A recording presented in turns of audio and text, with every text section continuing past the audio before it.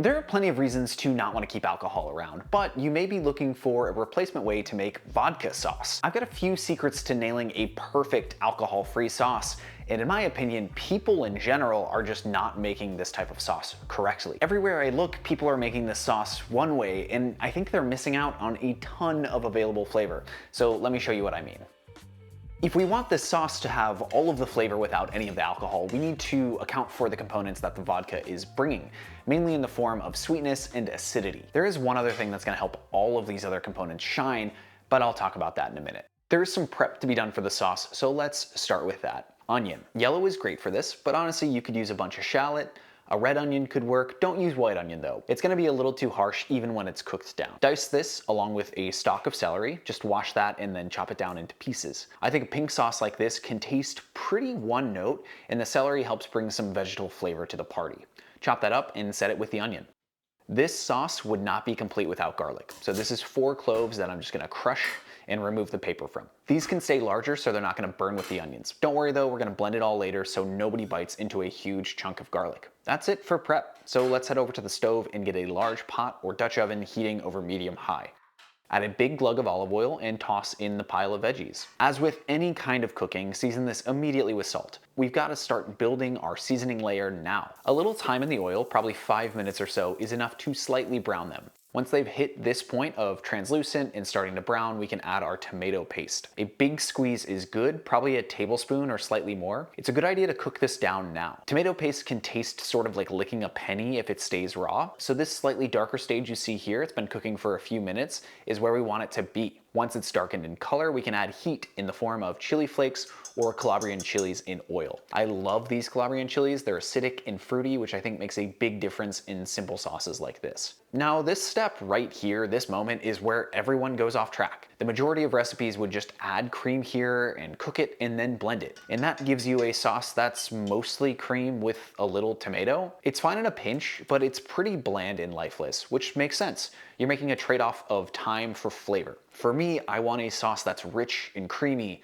bright, spicy, and sweet all at once. And that's kind of impossible to do with just cream, vodka, and tomato paste. To correct that, I'm adding a full 28-ounce can of whole tomatoes. There's so much brightness and acidity in this can that it's worth it. As with every step, season this with a pinch of salt. I'm gonna add some sugar, about half a teaspoon to a full teaspoon, maybe even up to like half a tablespoon. A lot of what vodka adds when it's cooked down is sweetness, which can basically be replaced with sweetness from canned tomatoes and that extra sugar. Bring this to a simmer and cover it.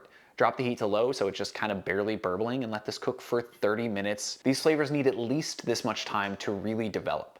Give this a stir every 10 minutes just to make sure that the bottom isn't getting too much heat though.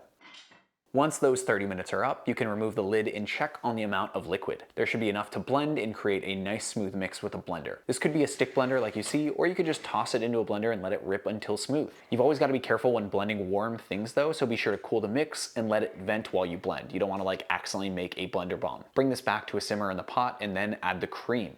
Amounts are up to you, but half a cup is a good place to start. You're basically just gonna go by the color you like here. If you want it super orangey, you can add less cream. If you want it really, really kind of that like pink rosé color, you can totally add more. One secret ingredient that I like to add, and I think it's super important, is MSG. A big pinch is enough to enhance all of the other flavors. Tomatoes have naturally occurring MSG already in them, so we might as well double down. This color right here is where I like it. It's kind of like halfway between orange and pink. It's smooth and creamy, so let's give it a taste. The sweetness should be there, the heat should be there, but you might think to yourself, this is missing something. Acid is what it's missing. I'm gonna add a full tablespoon of white wine vinegar. The brightness is gonna wake everything up and replace any acid that would have been in the alcohol. This here is pretty much perfect. Let's boil some pasta. Big pot of boiling salted water. Drop in your pasta. In my case, I've got some rigatoni. I feel like that's really classic for this. 12 minutes of boiling creates a perfect al dente bite.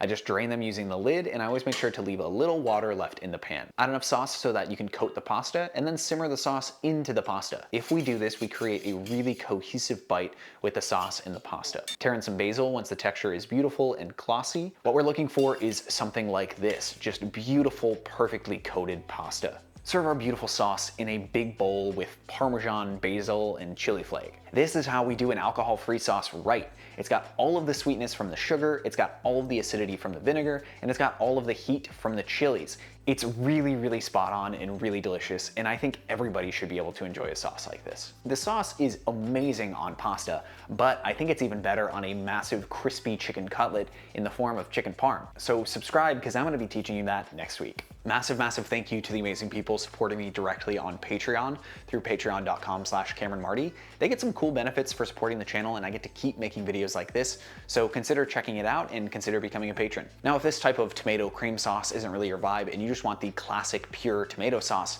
but you want to make it your own, I created an entire walkthrough on how to basically invent your own tomato sauce. So check that out here. Thank you so much for watching. Cheers.